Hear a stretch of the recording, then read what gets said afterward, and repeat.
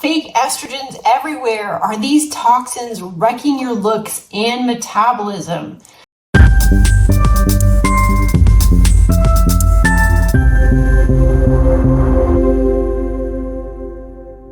So, if you haven't heard about these fake estrogens or xenoestrogens or these different chemicals that are now in our environment, they are in pesticides, they're in beauty products, they're in detergents, they're all over the place. They can really do a number on our hormones. These xenoestrogens, basically these toxins they mimic estrogen in the body. So basically, to put it simply, hormones have a receptor. They need a receptor. They need that working properly in order for hormones to function properly. And basically, these chemicals or xenoestrogens, the body, it tries to deceive the body basically into thinking that it's actual estrogen, but it's not. So it creates all of these other problems and many, many different issues associated with some of these toxins that we're now having exposure to. They're having a cascading effect in a really negative impact on our hormones in general. So we want to do what we can to stay away from these because they create so many problems. We see all sorts of skin problems, from the hormonal imbalances to premature aging to weight gain. All kinds of crazy stuff happens when you have an introduction to some of these things in our systems that really were never designed to be there, and they just create a lot of interference. So, we talk a lot about if you remove the interference, the body will heal itself. The challenge these days is these exposures that we're getting from some of these things. We're just being bombarded with all of this. An example that I like to use, and there was a big study done on a pesticide called atrazine. That's a pesticide that's sprayed on corn that's now in the water supply. And in the areas where it's in the rivers and the streams, the fish and frogs in those areas are actually feminizing and changing sex from male to female. Just think about that for a second. If that's what's happening in nature, can you imagine what it's doing to us? And I think that's why, I've been working with clients for, my goodness, 25 plus years, close to 30 years now. And really, since some of these pesticides and some of these chemicals have been allowed in our country, I have just seen, working with people, this just enormous rise in hormonal imbalances, hormonal dysfunction. And it's no wonder. You've heard me talk before about everyone has different size buckets, the different stressors that fill up those buckets. And once that starts overflowing, that's where we start to see a lot of this dysfunction and disease starting to form. And so when the body's trying to take all of the resources that it has to manage some of these exposures, it can't really go to healing and repair like we would like for it to. It's basically trying to keep you alive by sequestering these toxins and keeping them from getting to your vital organs and creating even more serious problems for you. So in that process, there's a lot of hormonal imbalance and dysfunction that happens as a result. So I want you to feel like it's all doom and gloom, because there's some really, really amazing things you can do to, first of all, limit your exposure to these things in the first place.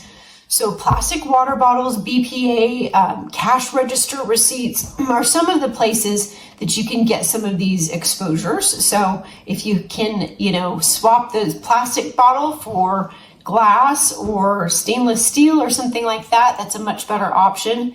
If you have the option at the store to do a digital receipt as opposed to a paper receipt, that's a much better option there as well. There's a lot of beauty products that contain something called phthalates. It's spelled pH, phthalate. And so those really can kind of create a lot of endocrine disruption and a lot of issues there too. So you just want to make sure that you are working with as natural products that you're putting on the body as possible. There are cleaning products and detergents that also can create a lot of this endocrine and hormone disruption as well. So just really trying to educate yourself on what you can do to limit some of those exposures is a really, really great place to start, because we don't want the fatigue, the weight gain, the skin problems. It could be breakouts, it could be premature aging, all sorts of crazy things that can happen when your body's having all of these exposures to some of these environmental toxins that are estrogen mimicking that we don't want. We don't want that interference there.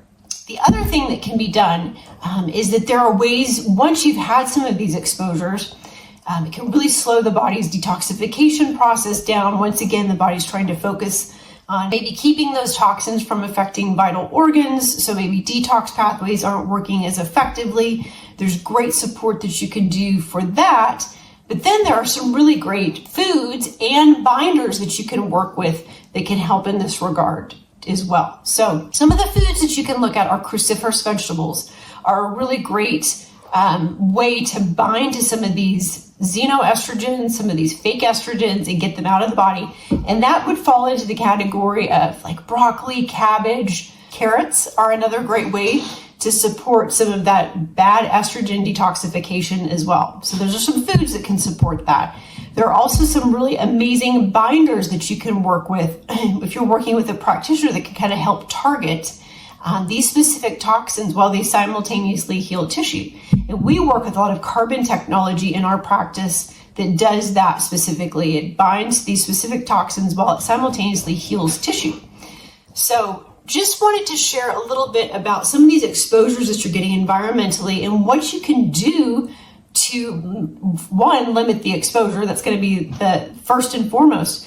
If there are easy swaps in the house, we can definitely swap out different detergents. We can choose not to take a cash register receipt. We can choose to drink out of stainless steel and glass over plastic. Those are some really easy ways to start lowering some of that exposure where we can. Of course, buying organic foods that don't have quite the same harmful pesticides on them.